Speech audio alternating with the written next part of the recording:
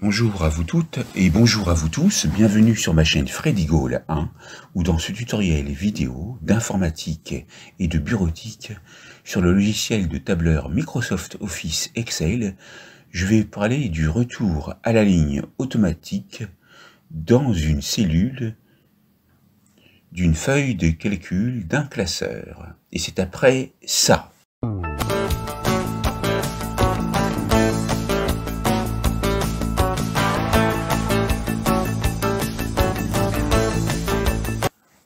Donc ici, je vais commencer à taper du texte qui va donc déborder de la colonne et je vais vous montrer comment le mettre à la ligne automatiquement de deux manières différentes.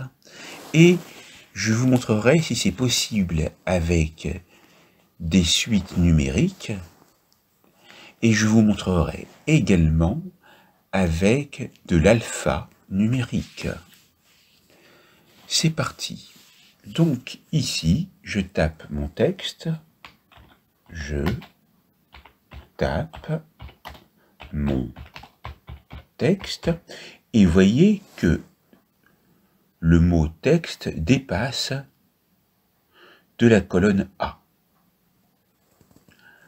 Alors, vous allez vous mettre ici, dans votre texte, vous voyez un rectangle de sélection vert et dans le menu accueil, vous voyez renvoyer à la ligne automatiquement. Ça, c'est une première méthode. Et ce qu'on peut faire, c'est revenir en arrière et continuer à taper du texte. Et je vais vous montrer aussi quelque chose.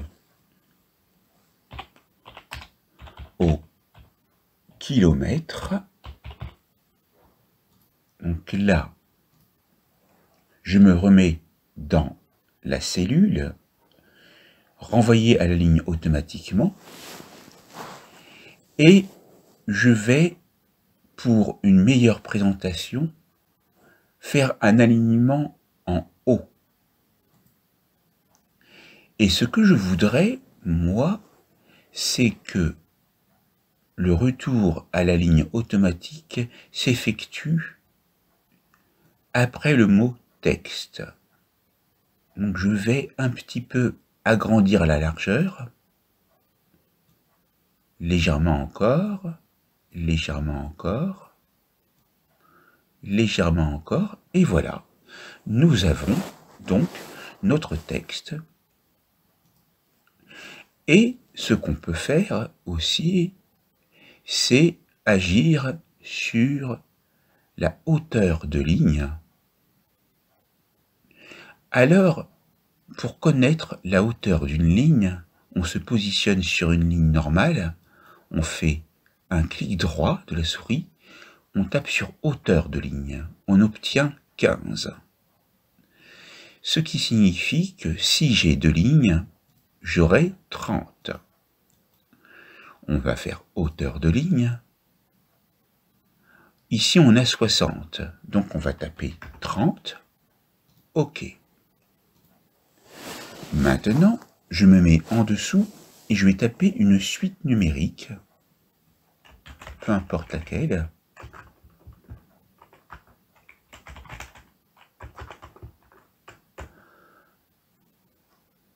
Avec des décimales. Voilà. Alors pour les décimales, ici, vous voyez qu'il n'y en a que 5. Alors je vais vous montrer comment accepter des décimales en plus grand nombre. Vous faites un clic droit, format de cellule, vous allez sur nombre, et dans nombre de décimales, par exemple, vous allez mettre 10 décimales. Ici, on a 3. Alors 445, 454, ça fait 6. On a bien 10 décimales. Très bien. mais je vais en taper encore d'autres parce que ça ne dépasse pas. Donc je vais en taper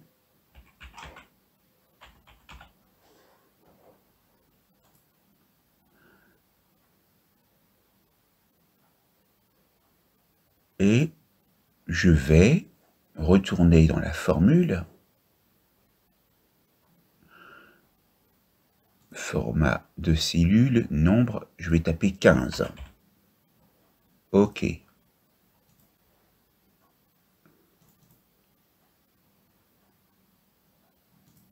Alors, ce qu'on peut faire, c'est mettre un nombre plus grand avant. Voilà. Bien sûr, ça ne peut pas fonctionner dans la même colonne. Donc, ce que je vais faire CTRL X pour couper et je vais le mettre ailleurs. CTRL V.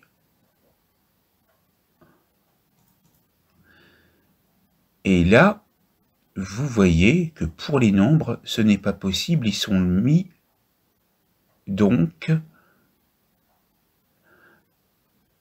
non pas à la ligne automatiquement, mais ils s'intègrent directement à la cellule. Donc, vous n'avez pas de souci à se faire pour les nombres. Maintenant, nous allons prendre du texte et des chiffres.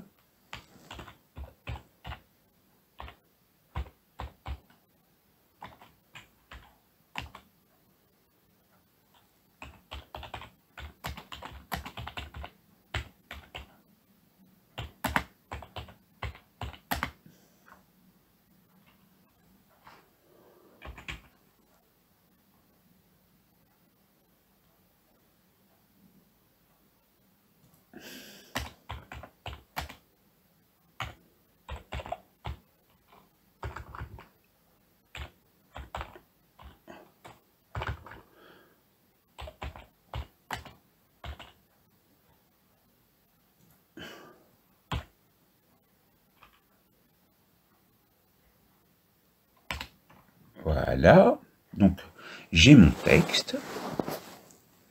Et là, je vais vous montrer une autre méthode